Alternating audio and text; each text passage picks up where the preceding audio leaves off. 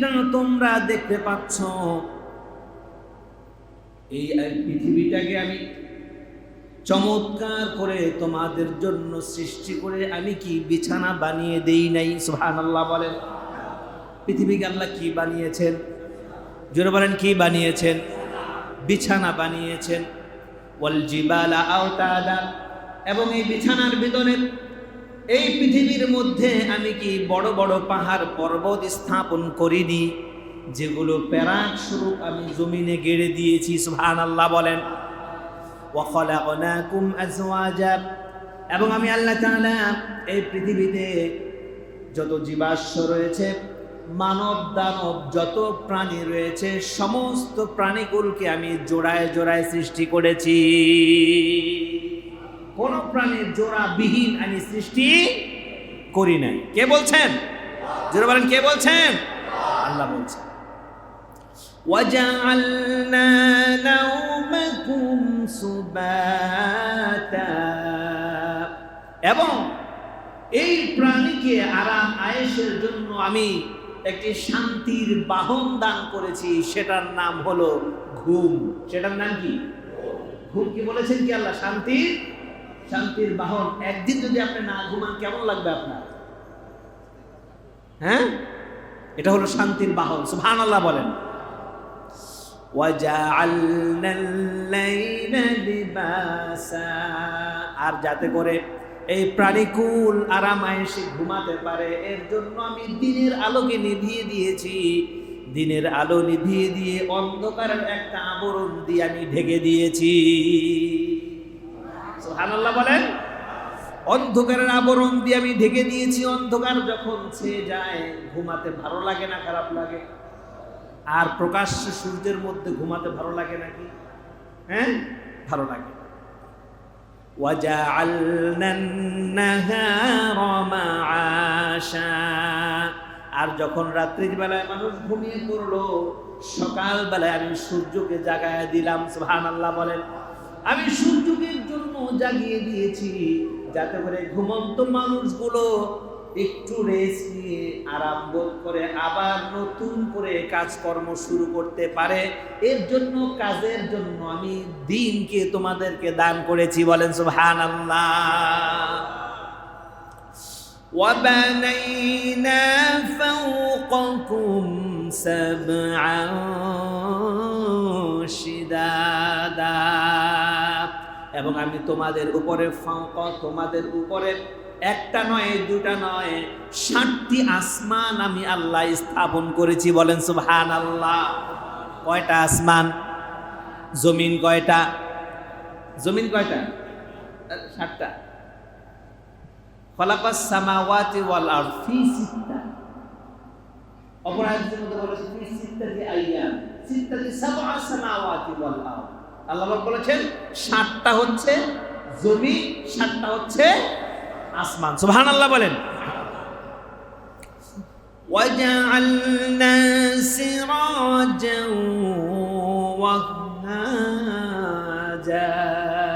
আর এর ভিতরে আমি আল্লাহ একটি বাতি দান করেছি, যে বাতির আলো পৃথিবীর কোন আলোর কাছে কিছুই না, তার নাম হলো সূর্য। সুবহানাল্লাহ বলেন।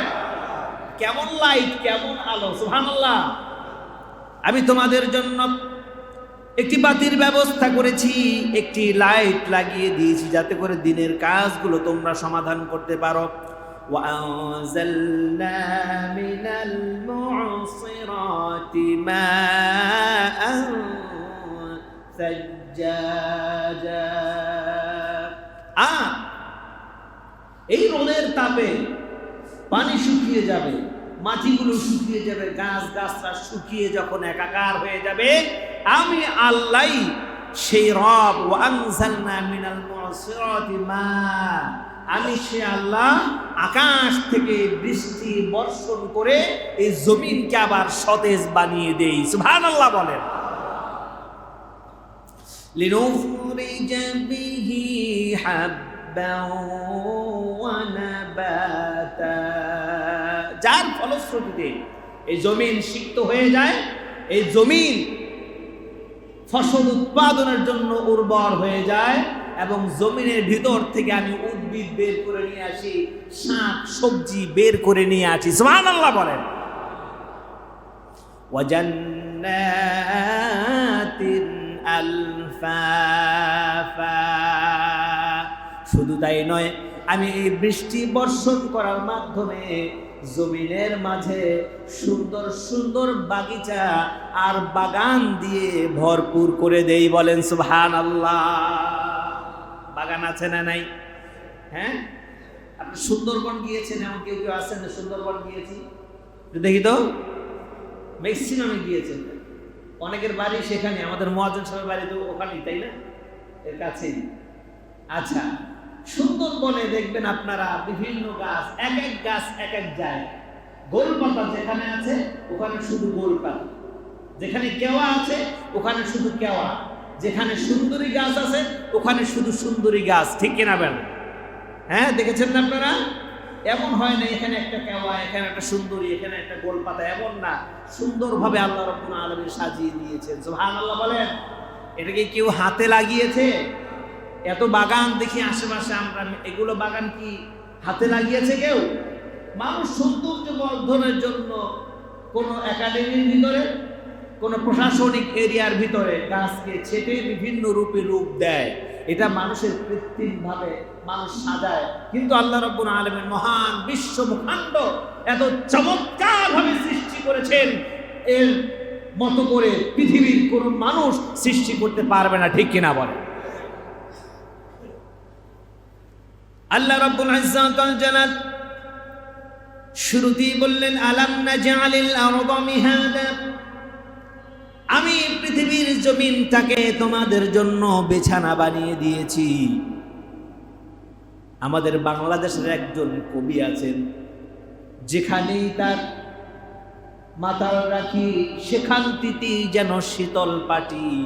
বলেছি কি বলেন নাই? মানে যেখানেই আমি বসি সেখানটাই যেন শীতল পাটির মতো। সুবহানাল্লাহ বলেন। এই বিশ্বে আল্লাহ রাব্বুল আলামিন জমিনগুলো যেভাবে আমাদেরকে দান করেছেন, কোন জায়গায় মালভূমি, কোন জায়গায় সমভূমি, আছে না নাই? আবার কোন জায়গায় মালভূমি, আবার কোন জায়গায় জলাভূমি। বিভিন্নভাবে এই জমিনটাকে আমাদের জন্য আল্লাহ পাক সৃষ্টি করেছেন। বলেন সুবহানাল্লাহ। কোন কোন জায়গা আছে পাহাড় পর্বতে ঘেরা। আমাদের যে রাজধানী ঢাকা, গাজীপুর, নারায়ণগঞ্জ আশেপাশে এগুলি কি পাহাড় আছে নাকি? পাহাড় পাওয়া যায়। কিন্তু যখন আপনি কুমিল্লা যাবেন পাহাড় আছে না নাই? শেরপুরে যাবেন পাহাড় আছে না নাই? আপনি যখন জামালপুরে যাবেন পাহাড় আছে না নাই? এক প্রান্ত পাহাড় দিয়ে ভরপুর করে দিয়েছেন। আর যখন আরো পশ্চিমে যাবেন, যেতে যেতে আপনি পেয়ে যাবেন হিমালয় পর্বত। ঠিক কিনা?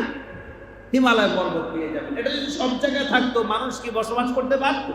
পারতো না। এর জন্য মানুষের বসবাসের জন্য আল্লাহ পাক বললেন, আমি তোমাদের বসবাসের জন্য চমৎকার বিছানা স্বরূপ এই জমিনকে বানায় দিয়েছি। যেখানে যেমনটা বানিয়েছি সেখানে তেমনটাই থাকবে। সাবধান, আমি যেখানে পাহাড় দিয়েছি, আমি যেখানে উঁচু ভূমি দিয়েছি, এগুলোকে কেটে তোমরা নষ্ট করো না। যদি নষ্ট করো তোমাদের প্রাকৃতিক বিপর্যয় ছুটে আসবে। ঠিক কিনা বলেন? আল্লাহ তাআলা বললেন, ওয়াল জিবালা আওতাদা, এই জমিনের মধ্যে আমি আল্লাহ তাআলা পর্বত দিয়েছি, পাহাড় দিয়েছি। এগুলো হলো প্যারাক স্বরূপ আমি গেড়ে দিয়েছি। সুতরাং এগুলো পৃথিবীর ভারসাম্য রক্ষা করে। তোমরা সাবধান, এই পৃথিবীর এই উঁচু উঁচু ভূমিগুলা, এই পর্বতগুলা, এই পাহাড়গুলাকে তোমরা ধ্বংস করো না, কেটে ফেলো না। এক সময় তোমাদের উপরে প্রাকৃতিক দুর্যোগ নেমে আসবে, তোমরা টের পাবে না। এই পাহাড়গুলো যদি না থাকতো, আমাদের দেশে ভূমিকম্প বারে বারে হতো, আমরা টিকতে পারতাম না। ঠিক কিনা বলেন? পৃথিবীতে একটা দেশ আছে যাকে বলা হয় সূর্যোদয়ের দেশ। আপনারা বুঝে থাকতে বলুন সেই দেশের নাম কি? হ্যাঁ, জাপান। জাপান, মাশাআল্লাহ। জাপানে কি বড় বড় পাহাড় আছে? একটাও পাহাড় খুঁজে পাবেন না। জাপানে কেন পাহাড় নেই? এই পাহাড় না থাকার কারণে জাপানে ঘন ঘন প্রায় প্রতিদিনই ভূমিকম্প হয়। আর জাপান, টোটাল জাপান ঘুরে আপনি আমাদের দেশের মতো 20 তলা 30 তলা, আমেরিকার মতো টুইন টাওয়ার এবং অন্যান্য দেশের মতো বড় বড় যত স্থাপনা রয়েছে, বুর্জ আল খলিফা, এগুলোর মতো বড় বড় বিল্ডিং আপনি পাবেন না। সেখানে সর্বোচ্চ 1 তলা থেকে 2 তলা বাড়ি, এর চেয়ে বড় বাড়ি নাই, ঠিক কিনা কর? এর কারণ হচ্ছে সেখানে বারবার ভূমিকম্প হয়। আর ভূমিকম্পটা এমন ভাবে হয় না যে সারাদিন চলতে থাকে, কিছুক্ষণ হয় আবার অফ থাকে, আবার অনেকক্ষণ পরে আবার হয়। আমাদের দেশে বছরে 2-1 বার হয়, ঠিক কিনা কর? এই পাহাড়গুলি যদি দেশ থেকে আমরা কেটে ফেলি, যেভাবে রাঙামাটি অঞ্চলে, বান্দরবান অঞ্চলে আমাদের দেশে পাহাড়গুলোকে কেটে ফেলা হচ্ছে, পাহাড় কেটে অনেকে বনায়ন করছে, পাহাড় কেটে অনেকে রাস্তা তৈরি করছে, পাহাড় কেটে অনেকে ক্ষেত খামার তৈরি করছে। এভাবে যদি চলতেই থাকে, এক সময় আল্লাহ না করুক জাপানের মতো আমাদের দেশেও ঘন ঘন ভূমিকম্প হতে পারে। কথা বলেন ঠিক কিনা? এই জন্য আমাদের প্রাকৃতিক সম্পদ, এগুলো আমাদের রক্ষা করতে হবে। এগুলো আমাদের কি? জোরে বলেন, এগুলো আমাদের কি? প্রাকৃতিক সম্পদ, এগুলো আমাদের সবার রক্ষা করতে হবে। এগুলো আমাদের সম্পদ। কেউ যদি পাহাড় কাটে বারণ করবেন, অযথা গাছ কাটলে তাকে বারণ করবেন। যারা ভূতত্ত্ববিদ রয়েছেন তারা বলেছেন, একটি দেশের তুলনায় কমপক্ষে জনগণের তুলনায়, ওই ভূমির তুলনায় কমপক্ষে 25% বনায়ন থাকতে হবে। 25% বনায়ন না থাকলে ওই দেশে বিভিন্ন ধরনের প্রাকৃতিক দুর্যোগ আসবে। আমাদের দেশে 25% বনায়ন নাই। যেগুলো ছিল ম্যাক্সিমাম বনায়ন, এগুলো কেটে কেটে অনেকে ক্ষেত খামার বানাচ্ছে, বাড়ি তৈরি করছে, ঠিক কিনা কর? এই জন্য আমাদের বেশি বেশি গাছ লাগানো দরকার আছে না নাই? বনায়ন করার দরকার আছে না নাই? একটু আওয়াজ দেন না। দরকার আছে না? আল্লাহ যেন বেশি বেশি গাছ লাগানোর তৌফিক দান করেন। আরো জোরে বলছি আমিন। এই পৃথিবীটা মহাশূন্যের মধ্যে একটা গোল বলের মতো। কিসের মতো? জোরে বলেন। বলের মতো। আলাম নাজআলিল আরদা মিহাদা, আমি পৃথিবীটাকে বানিয়েছি। সুবহানাল্লাহ বলে, তোমাদের জন্য বিছানা স্বরূপ বানিয়েছি। এইটা বিজ্ঞানীরা প্রমাণ করেছেন, এই পৃথিবীটা ঘূর্ণায়মান রয়েছে, আর এই পৃথিবীটা হচ্ছে প্রসারমান, আর এই পৃথিবীটা প্রতিনিয়তই ধেয়ে চলছে মহাশূন্যের দিকে। সুবহানাল্লাহ বলেন। বিজ্ঞানীরা বলছেন এই পৃথিবী হচ্ছে চলমান। বন্দুকের গুলি যেমন ট্রিগার চিপলে সেটা দ্রুত বেগে ছুটতে থাকে, এই পৃথিবীটাও মহাশূন্যের দিকে দ্রুত বেগে 6000 কিলোমিটার বেগে ছুটতেছে। কত হাজার কিলোমিটার বেগে? জোরে বলেন। তা প্রশ্ন করতে পারেন, হুজুর পৃথিবীটা যদি 6000 কিলোমিটার বেগে মহাশূন্যে ছুটতেই থাকে ওই বন্দুকের গুলির মতো, তাহলে তো আমাদের মাথার চুল টুল গাছপালা সব উড়ে যাওয়ার কথা, ঠিক কিনা বলেন? প্রশ্ন আসে না? এর কারণ হচ্ছে আল্লাহ রাব্বুল আলামিন বায়ুমণ্ডল এবং ওজোন স্তর নামক একটা আবহাওয়া আমাদেরকে দান করেছেন, ঠিক কিনা কর? এই বায়ুমণ্ডল ওজোন স্তরের কারণে সেখান থেকে বায়ুটা স্থিমিত আছে, আমাদের উপর দিয়ে ঝড়ের মতো বেগে প্রবাহিত হয় না। সুবহানাল্লাহ।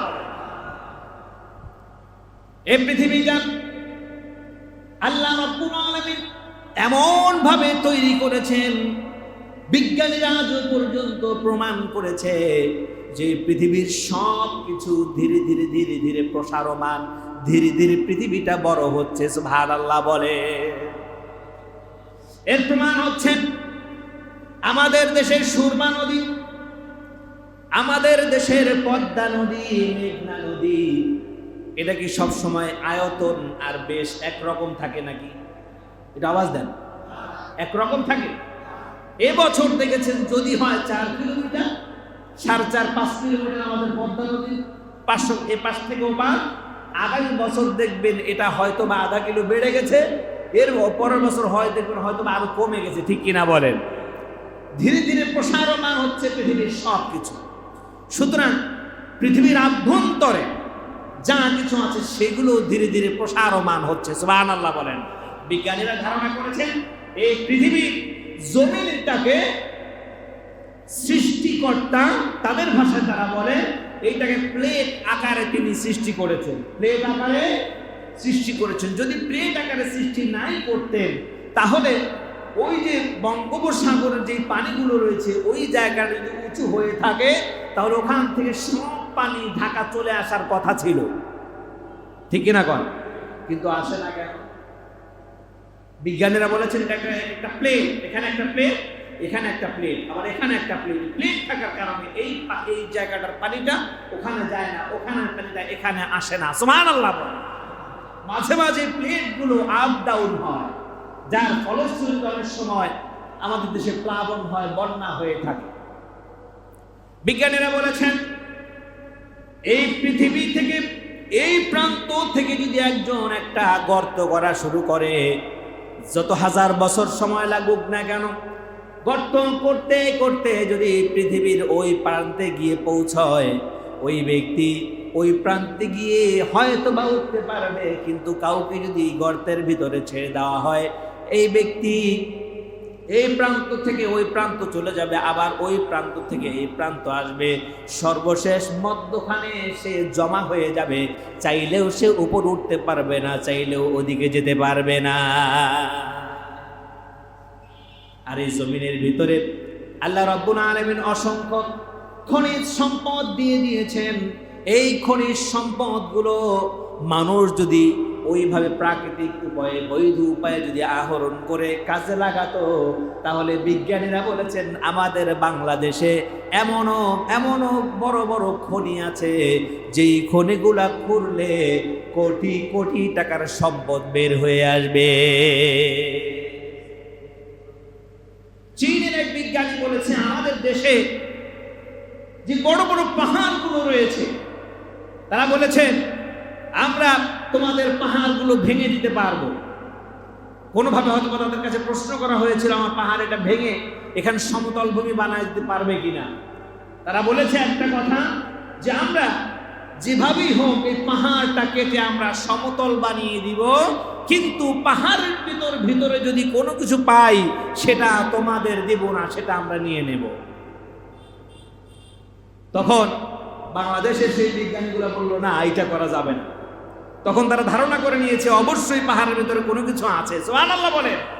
কেননা ইতিপূর্বে দেখা গেছে স্কটল্যান্ডে এবং আয়ারল্যান্ডে বেশ কয়েকটা পাহাড় খুঁড়তে গিয়ে পৃথিবীর সর্বশ্রেষ্ঠ দামি পাথর, মার্বেল পাথর, ডায়মন্ড সেখান থেকে বের হয়েছে। সুবহানাল্লাহ বলে। এই সম্পদ আমাদের, এই সম্পদ কাদের? এবং কোরআনের তাফসীর অনুযায়ী আমরা দেখলাম এই বাংলার ভূমিতে, বাংলার ভূমির নিচে অসংখ্য পরিমাণে প্রাকৃতিক সম্পদ রয়েছে, গ্যাসের অভাব নাই। সুবহানাল্লাহ বলেন। যদি এগুলো সঠিক রূপে এগুলো যদি মেরামত করে, খনন করে যদি সঠিকভাবে এগুলো শোধন করা যায়, তাহলে বাংলাদেশ সোনায় সোহাগা হয়ে যাবে। সুবহানাল্লাহ বলেন। আল্লাহ রাব্বুল আলামিন বলেন এই পাহাড়গুলোকে আমি তোমাদের জন্য পৃথিবীতে জমিনের প্যারাক স্বরূপ গেড়ে দিয়েছি। এই কারণে জমিনে ভূমিকম্প হয় না, এই কারণে জমিনটা উল্টে যায় না। এই পাহাড় যদি থাকতো জমিনটা উল্টে যেত, তোমরা মারা যেতে, তোমরা ভালো করে বসবাস করতে পারতে না। وَخَلَقْنَاكُمْ أَزْوَاجًا, এবং আমি আল্লাহ তাআলা পৃথিবীর যত প্রাণী রয়েছে সমস্ত প্রাণীগুলোকে জোড়ায় জোড়ায় আমি পৃথিবীতে পাঠিয়েছি। সুবহানাল্লাহ বলেন। আরো জোরে বলেন। ওই যে নূহ আলাইহিস সালামের নাম শুনেছেন না আপনারা? মহাপ্লাবনের নাম শুনেছিলেন? মহাপ্লাবনের সময় আল্লাহ পাক নূহ আলাইহিস সালামকে হুকুম দিলেন, নূহ যত প্রাণী আছে সবগুলোকে জোড়ায় জোড়ায় তোমার নৌকায় উঠাও। সুবহানাল্লাহ কর। কিন্তু না, পৃথিবীতে প্লাবন হয়ে যাবে, সব মারা যাবে, যাতে করে অস্তিত্ব বিলীন না হয়ে যায়। এর জন্য তুমি সমস্ত প্রাণীকুলকে একবার কীট পতঙ্গ থেকে নিয়ে শুরু করে হযরত নূহ আলাইহিস সালাম, সাপ, বিচ্ছু, খরগোশ, ঘোড়া, ছাগল, ভেড়া যা কিছু আছে সব কিছুকে তিনি জোড়ায় জোড়ায় নৌকায় তুলেছিলেন। সুবহানাল্লাহ বলেন।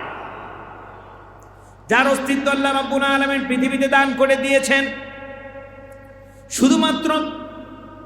শুধুমাত্র যে এগুলো জোড়ায় জোড়ায় তৈরি করেছেন এমন না, আল্লাহ রাব্বুল আলামিন বলেন জোড়ায় জোড়ায় সৃষ্টি করে এর মধ্যে আমি সামঞ্জস্য বিধান করে দিয়েছি। সুবহানাল্লাহ বলেন। সামঞ্জস্য বিধান কেমনে করলো? মানুষকে সৃষ্টি করেছেন, সুন্দর একটি অবয়ব দিয়েছেন, যার ফলশ্রুতিতে মানুষকে বলা হয় আশরাফুল মাখলুকাত। কি বলা হয়? সৃষ্টি সেরা জীব। অর্থাৎ সৃষ্টিকুলের মধ্যে যত সৃষ্টি আছে সব চাইতে সুন্দর করে বানিয়েছেন আল্লাহ। কাকে? যারা বলেন মানুষকে আল্লাহ পাক। লাকাদ খালাকনাল ইনসানা ফি আহসানি তাকওয়িম। সুবহানাল্লাহ বলেন। আল্লাহ পাক বলেছেন আমি কেবলমাত্র মানুষকে পৃথিবীতে যত সৃষ্টি করেছি সবচাইতে সুন্দর অবয়ব, সুন্দর আকৃতি দিয়ে আমি মানুষকে সৃষ্টি করেছি। সুবহানাল্লাহ বলেন। এর চেয়ে সুন্দর আর কিছুই হতে পারে না।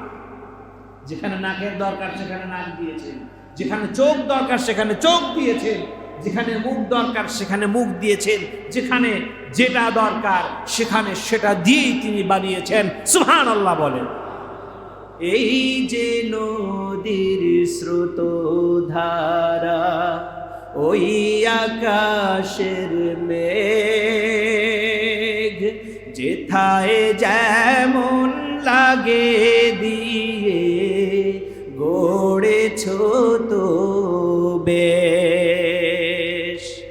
এই পৃথিবী তোমার গড়া, রূপের নাই তো শেষ, যেথায় যেমন লাগে দিয়ে গড়েছ তো বেশ। প্রকৃতির মাঝে তুমি আছো যে অম্লান, জনম ধরে গাই যদি তোমার নামের গান, শেষ তো হবে না জানি তোমার গুণগান। আল্লাহ তোমার গুণগান। ঠিক কি না? এটা আওয়াজ দিয়ে বলেন ঠিক কি না? আল্লাহর কি গুণগান গিয়ে শেষ করা যাবে? এত চমৎকার ভাবে তিনি সৃষ্টি করেছেন, কোন মানুষের দ্বারা সম্ভব নয়। আল্লাহ রাব্বুল আলামিন এরপরে বললেন ওয়াজআলনা নাওমাকুম সুবাতা, আমি তোমাদের জন্য জীবন যেভাবে তোমরা অতিবাহিত করবে, ক্লান্ত হয়ে যাবে, কাজ করতে করতে আর ভালো লাগবে না, সকাল থেকে সন্ধ্যা পর্যন্ত কাজ করেছো, তুমি টায়ার্ড হয়ে যাবে, তুমি কষ্ট করবে, ভালো লাগবে না, তুমি অস্থির হয়ে যাবে। এর জন্য আমি আল্লাহ রাব্বুল আলামিন সূর্যটাকে নিভিয়ে দেই, আলোর একটা আবরণ তোমাদের উপর আমি নাজিল করে দেই, যাতে করে তোমরা রাতের বেলায় নির্বিঘ্নে আরামে এসে ঘুমাতে পারো, তুমি রেস্ট নিতে পারো, আবার শক্তি সঞ্চয় করতে পারো। সুবহানাল্লাহ বলেন। আমার দিকে তাকান, এদিকে জোরে বলেন সুবহানাল্লাহ। আমি এর জন্য তোমাদেরকে ঘুম দান করেছি। মেডিকেল সায়েন্স বলছে একজন ব্যক্তি যদি দৈনিক কমপক্ষে 6 ঘন্টা থেকে 7 ঘন্টা না ঘুমায়, ওই ব্যক্তির মস্তিষ্ক ঠিক থাকবে না, ওই ব্যক্তি পাগলের মতো হয়ে যাবে। আল্লাহ বলেন আমি রাত্র দান করেছি ঘুমানোর জন্য। কি জন্য? ঘুমানোর জন্য আমি রাত্রি দান করেছি। রাসূলুল্লাহ সাল্লাল্লাহু আলাইহি ওয়াসাল্লাম বলেছেন ঘুমানোর জন্য আল্লাহ পাক রাত্রি দান করেছেন। এই জন্য রাতের প্রথমার্ধে তোমরা ঘুমিয়ে নাও, নিজের শরীরটাকে তোমরা বিশ্রাম করিয়ে নাও, রাত্রের শেষ ভাগে তোমরা ঘুম থেকে জেগে উঠো, মহান আল্লাহর দরবারে তোমরা সিজদায় লুটিয়ে পড়ো। অর্ধ মৃত্যুর সমানে ঘুম তোমাদেরকে তিনি দান করেছেন। মানুষ বলে ঘুম ভাঙলে সকাল আর না ভাঙলে পরকাল, ঠিক কিনা গণ? ঘুম হলো অর্ধ মৃত্যুর সমতুল্য।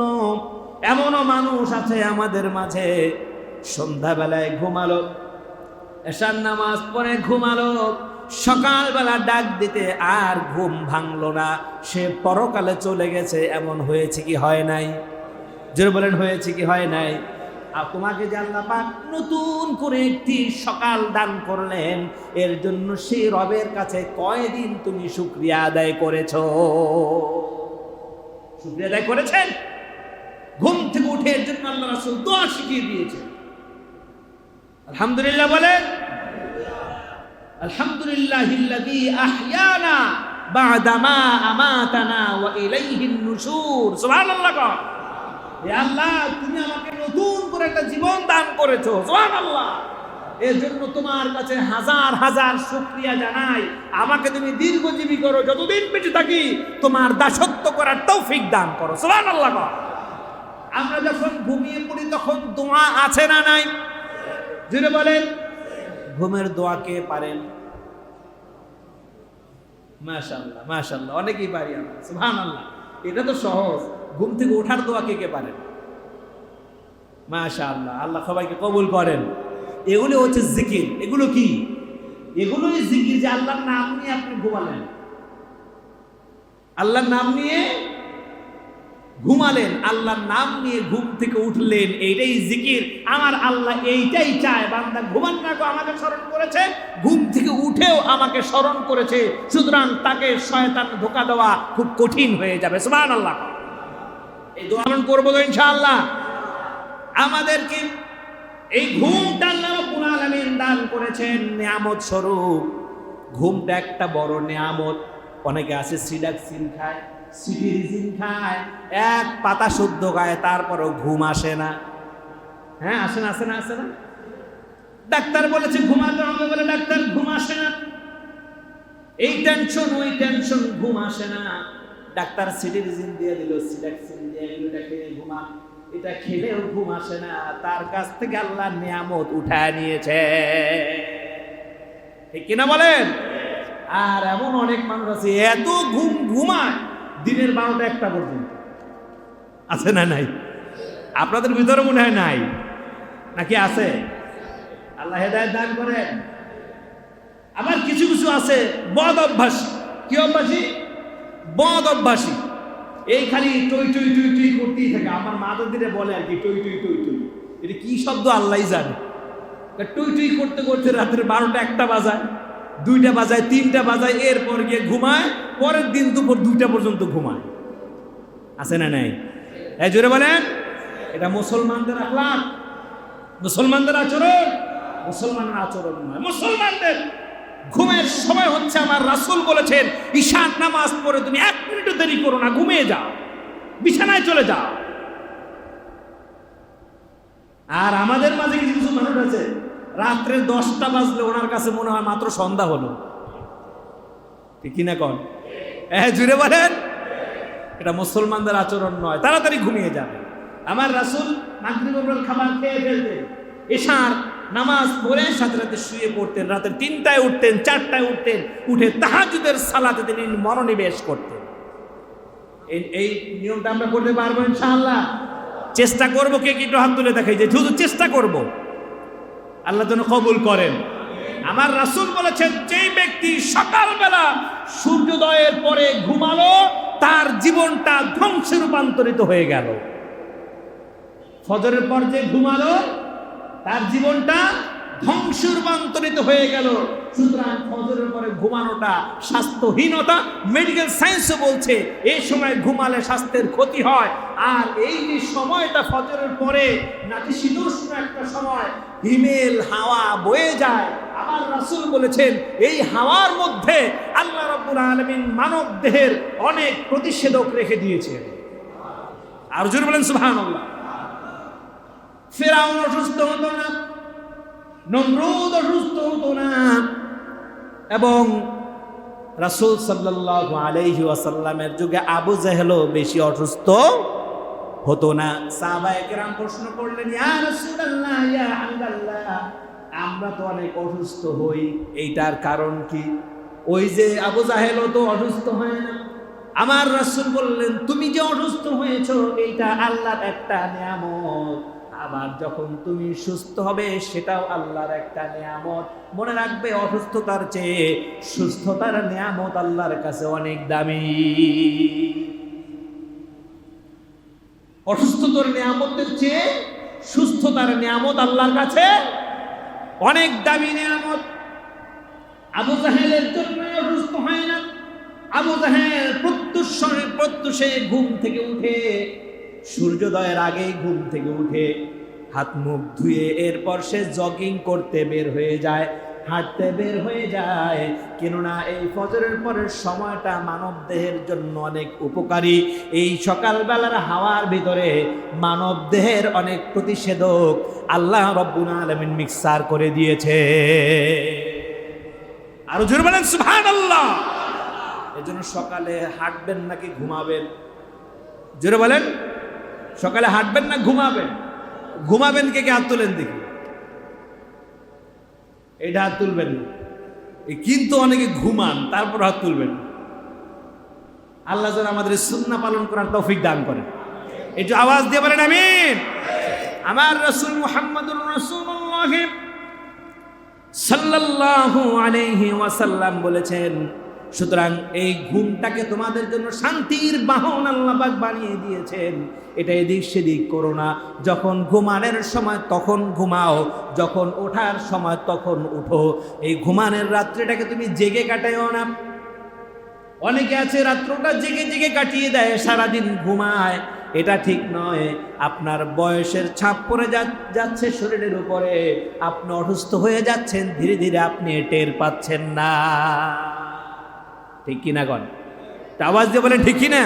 আপনি টের পাচ্ছেন না, আপনি ধীরে ধীরে রোগা হয়ে যাচ্ছেন। আল্লাহ রাব্বুল আলামিন বললেন, ওয়াজআলনাল লাইলা লিবাসা, আমি এর জন্যই রাত্রটাকে ঘুমের বানিয়েছি। এই রাত্রটার ভেতরে আমি অন্ধকার দিয়ে দিই যাতে করে আরাম আয়েশে তোমরা ঘুমাতে পারো। সুবহানাল্লাহ বলেন।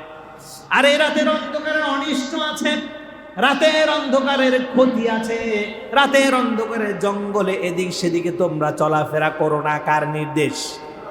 রাতের অন্ধকারে জঙ্গলে বিভিন্ন জায়গায় চলাফেরা করো না। কেননা কিছু প্রাণী আছে, এরা দিনে বের হতে পারে না, দিনে বের হয় না। এরা রাতের বেলায় বের হয়ে খাবার তালাশ করে। এদের আহার, এদের খাবার আমি রাত্রে বেলায় আহরণ করে থাকি। সুবহানাল্লাহ বলেন। এদের খাবার আমি আল্লাহ রাত্রে দেই। এরা রাত্রে জেগে থাকবে। তুমি মানুষ হয়ে কেন রাত্রে জেগে থাকবা? তুমি যদি শিয়াল হও তাইলে রাত্রে জেগে থাকো। ঠিক কিনা কম? রাগ করলেন? আবার রাগ করলেন? আল্লাহ যেন আমাদের কবুল করেন। আরো জোরে বলি আমিন। আল্লাহর নবী বলেছেন, ওয়াজআলনান নাহারা মাআশা, এরপর আমি প্রস্ফুটিত দিন করে দেই, সূর্যকে উদিত করে দেই, দিনের আলো শুরু হয়ে যায়। ঘুম থেকে উঠো, এরপরে তোমার প্রয়োজনীয় কাজ সেরে তুমি কাজকর্মে লিপ্ত হয়ে যাও, আহার তালাশ করতে থাকো। সুবহানাল্লাহ বলেন। ফান্তাশিরু ফিল আরদ, তোমরা জমিনে বিচরণ করো, জমিনে ছুটে যাও। সালাত আদায় হয়েছে, আর তোমরা বিছানায় থেকো না। সালাত আদায় হয়েছে, ঘরে থেকো না। সালাত আদায়ের পর তোমরা জমিনে ছড়িয়ে পড়ো, আমার রিজিক তোমরা তালাশ করতে থাকো। আমি তোমাকে অবশ্যই হালাল ভাবে রিজিক দান করে দেব। সুবহানাল্লাহ বলেন। আল্লাহর রাসূল মুহাম্মদুর রাসূলুল্লাহ সাল্লাল্লাহু আলাইহি ওয়াসাল্লাম বলেছেন, যেই সমস্ত জাতি, যেই সমস্ত ব্যক্তিরা প্রত্যুষে ঘুম থেকে উঠবে এবং সালাতুল ইশা আদায় করে তাড়াতাড়ি ঘুমিয়ে পড়বে, এই সমস্ত ব্যক্তিরা চিরকাল কল্যাণের মধ্যে থাকবে। চিরকাল কিসের মধ্যে থাকবে? চিরকাল কল্যাণের মধ্যে থাকবে। সুতরাং দিনটাকে তোমাদেরকে দেওয়া হয়েছে কাজকর্মের জন্য। অলসতা বশত ঘুমিয়ে থেকো না, কাজকর্ম করো। আল্লাহ রাব্বুল আলামিন বললেন, ওয়া বানাইনা ফাওকাকুম সাবআন শিদাদা, আকাশের দিকে তাকায় দেখো, সুবহানাল্লাহ কোন, উপরে তাকায় দেখো, বিশাল আসমান তিনি সৃষ্টি করে রেখেছেন, সুবহানাল্লাহ বলেন। এখান থেকে আসমান কত দূরে কেবলমাত্র আল্লাহ ভালো জানে। পৃথিবীর কোন মানুষ এই আসমানের দূরত্ব বলতে পারে না। বলতে পারে কত দূরত্ব? কেউ বলতে পারে। মাঝে মাঝে ছোটবেলায় ধারণা করতাম 120 তলা 130 তলা বিল্ডিং কিভাবে করে, এটা তো আকাশে ঠেকে যাবে, এটা মনে হতো ছোটবেলায়। এখান থেকে তাকাইলে মনে হয় ওখানে আকাশটা মাটিতে ছুঁয়ে গেছে। আসলে কি ছুঁয়ে গেছে? আকাশের জায়গায় আকাশ আছে, বিশালতার কারণে মনে হয় ছুঁয়ে গেছে, আসলে ছুঁয়ে যায়নি। আল্লাহ রাব্বুল আলামিন বললেন, সাবআ সামাওয়াত, 7টা আসমান আমি সৃষ্টি করেছি। এই আসমান থেকে প্রথম আসমানের যত দূরত্ব, দ্বিতীয় আসমান থেকে তৃতীয় আসমানের ততটাই দূরত্ব, বলেন সুবহানাল্লাহ। আর প্রথম আসমানটা, এখান থেকে প্রথম আসমানটা যতটা ফাঁকা জায়গা, প্রথম আসমান থেকে দ্বিতীয় আসমানের শুরুর জায়গাটা এতটুকুন পুরু করে আল্লাহ পাক বানিয়েছে। এই আসমানটা এত মোটা করে আল্লাহ পাক বানিয়েছে, কোনো খুঁটি নাই, সুবহানাল্লাহ কোন। এক একটা আসমান এক একটা পদার্থ দিয়ে আল্লাহ পাক বানিয়েছেন। কোনটা নুরি পাথর, কোনটা বেলে পাথর, আর কোনটা কঠিন শিলা, আবার কোনটা হীরকখণ্ড। বিভিন্ন ধরনের দামি দামি পাথর দিয়ে আল্লাহ রাব্বুল আলামিন এই আসমানগুলিকে তিনি সৃষ্টি করেছেন, সুবহানাল্লাহ বলেন। আরো জোরে বলেন সুবহানাল্লাহ। সুতরাং আমার শুকরিয়া আদায় কোন শান্তবক জমিন রয়েছে, শান্তবক আসমান রয়েছে, তোমাদের কেন ভিতর থেকে শুকরিয়া আসে না? যত কিছু যা কিছু নিয়ামত দেখছো আমি আল্লাহ তোমাদেরকে দান করে দিয়েছি। আরো জোরে বলেন সুবহানাল্লাহ। আল্লাহ রাব্বুল আলামিন এরপরে বললেন, বান্দারে, ও বান্দা, তোমাকে আমি এত এত নিয়ামত দান করেছি, কিভাবে তোমরা আমাকে ভুলে যাও? ওয়া ইন তাউদ্দু নি'মাতাল্লাহি লা তুহসুহা। এই যে আসমান জমিন দেখছো, এর মধ্যে আমি এত নিয়ামত দান করেছি বান্দা, 1000 বছর চেষ্টা করেও এগুলো কখনো গুণে শেষ করতে পারবা না, সুবহানাল্লাহ। আল্লাহ নবী সাল্লাল্লাহু আলাইহি ওয়াসাল্লাম বলেন, যেই ব্যক্তি এগুলোর শুকরিয়া আদায় করতে পারে সেই ব্যক্তিকে আল্লাহ পাক এই নিয়ামতগুলো আরো বহু গুণে বাড়ায় দেন, সুবহানাল্লাহ বলেন। ওয়াজআলনা সিরাজাও ওয়াহাজা, এবং এই আসমানের মধ্যে আমি আল্লাহ একটা লাইট ফিট করে দিয়েছি। একটা, কয়টা? মাত্র একটা লাইট ফিট করে দিয়েছি। এই লাইটের এত তাপ, এত আলো মাঝে মাঝে হয় যে মানুষ পশু না খেয়ে শুকিয়েও মারা যায়, ঠিক কিনা কর? 38 ডিগ্রি সেলসিয়াস তাপমাত্রা হয়েছিল আমাদের যশোরে, সর্বশেষ 43 ডিগ্রি পর্যন্ত হয়েছিল। মানুষ মারা গেছে না? যেটা মানুষ মারা গেছে না? মানুষ মারা গেছে। আল্লাহ রাব্বুল আলামিন বলেন, এই সূর্যটাকে আমি এমন জায়গায় স্থাপন করেছি, এই পৃথিবী থেকে 9,60,00,000 মাইল দূরে, সুবহানাল্লাহ কোন। এই পৃথিবী থেকে 9,60,00,000 মাইল দূরে পৃথিবী থেকে এই সূর্যটা আমি স্থাপন করেছি। এর একটু যদি পিছনে আমি সৃষ্টি করতাম, পিছনে অবস্থান করতাম, এই পৃথিবীর সব কিছু তোমরা জমাট বেঁধে যেতে, তোমরা বরফ হয়ে যেত। আর একটু যদি কাছে আমি অবস্থান করাতাম, তোমরা জ্বলে পুড়ে ছারখার হয়ে যেত। পৃথিবীর একটি মহাদেশ আছে, অ্যান্টার্কটিকা মহাদেশ, জানেন আপনারা? সেখানে কি কোনো মানুষ আছে? হ্যাঁ, শুধু বরফ আর বরফ। সেখানে একটা প্রাণী বাস করে, বলেন তো সেটার নাম কি? পেঙ্গুইন। মাশাআল্লাহ, সেখানে আল্লাহ পাক পেঙ্গুইনকে বানিয়েছেন। পেঙ্গুইনের শরীরের যে তাপমাত্রা, ওই তাপমাত্রা যদি সূচে ইনজেকশন ভরে এনে কোনো ব্যক্তির শরীরে পুশ করে দেওয়া যায়, ওই ব্যক্তির শরীর সাথে সাথে সেদ্ধ হয়ে সে ব্যক্তি মারা যাবে। সুবহানাল্লাহ বলবেন না? বরফের ভিতরে থাকে, ওটার ভিতরে এত তাপমাত্রা দিয়েছেন কে?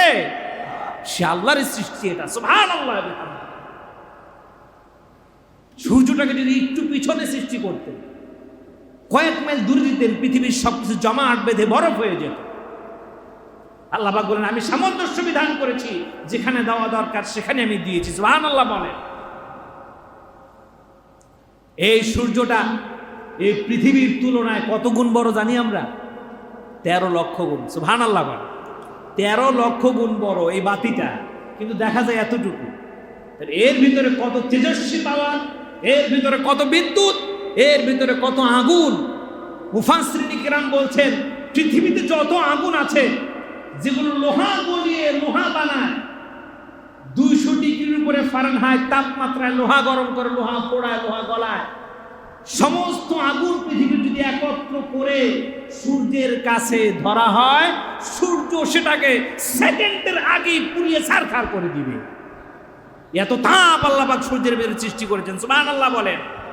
সুতরাং আল্লাহ রাব্বুল আলামিন বললেন আমি যে চমৎকার ভাবে এই পৃথিবীটাকে তোমাদের জন্য সৃষ্টি করেছি, সে পৃথিবী তোমাদের বসবাসের উপযোগী বানিয়ে দিয়েছি। তোমাদের কাজ হচ্ছে সেই এক রব, সেই আল্লাহ পাকের দাসত্ব করা। কার দাসত্ব করা? সে আল্লাহ পাকের দাসত্ব করা। ওয়াজআলনা মিনাল মু'সিরাতি মাআন সাজ্জাজা। এবং এই জমিটা যখন সূর্যের প্রখর তাপে খরখরা হয়ে যায়, আমি আল্লাহ আসমান থেকে বৃষ্টি বর্ষণ করে জমিনটাকে সতেজ বানিয়ে দিই, এবং সেখান থেকে আমি আল্লাহ রাব্বুল আলামিন বিভিন্ন ফসলাদি, ফুল ফল তোমাদের জন্য আমি আল্লাহ বের করে নিয়ে এসে তোমাদের সামনে আমি খাবার হিসেবে উপস্থাপন করে দেই। লিনুখরিজা বিহি হাব্বান ওয়া নাবাতা। সুবহানাল্লাহ বলেন। ওয়া জান্নাতিন আলফাফা। এবং আমি আল্লাহ এই জমিনের মধ্যে অসংখ্য অসংখ্য বাগান, বৃক্ষরাজি, বিভিন্ন ধরনের বনায়ন তোমাদের জন্য সৃষ্টি করে দেই, যাতে করে তোমরা সুন্দরভাবে নিঃশ্বাস নিতে পারো, তোমরা যাতে করে অক্সিজেন পাও। এর সরবরাহ আমি আল্লাহ নিজে করেছি। পৃথিবীতে এমন কোনো ফ্যাক্টরি নাই যেখানে কার্বন ডাই অক্সাইডকে রিফাইন করে এইটাকে অক্সিজেনে রূপান্তরিত করবে, এমন কোনো মেশিন আছে পৃথিবীতে? জুড়ে বলেন। সমস্ত মেশিনগুলো শুধুমাত্র কার্বন ডাই অক্সাইডই বানাইতে পারে, অক্সিজেন বানাতে পারে একমাত্র আল্লাহ পাক। যে গাছ দিয়ে দিলেন, সবুজ পাতা যখন সূর্যের সংমিশ্রণ হয়, আলোক সংশ্লেষণ হয়, সালোক সংশ্লেষণের মাধ্যমে সবুজ আকার ধারণ করে তার ভিতর থেকে আল্লাহ রাব্বুল আলামিন অক্সিজেন ছড়িয়ে দেয়। সে অক্সিজেন গ্রহণ করে মানবকুল, প্রাণীকুল আমরা বেঁচে থাকি। সে আল্লাহর প্রতি শুকরিয়া আদায় করার দরকার আছে না? জুড়ে বলেন, দরকার আছে না? হাজার হাজার শুকরিয়া আদায় করার তৌফিক দান করেন, এবং নৈমিত্তিক ইবাদতগুলো আমাদের আল্লাহ পাক করার তৌফিক দান করেন। জুড়ে বলছি আমি।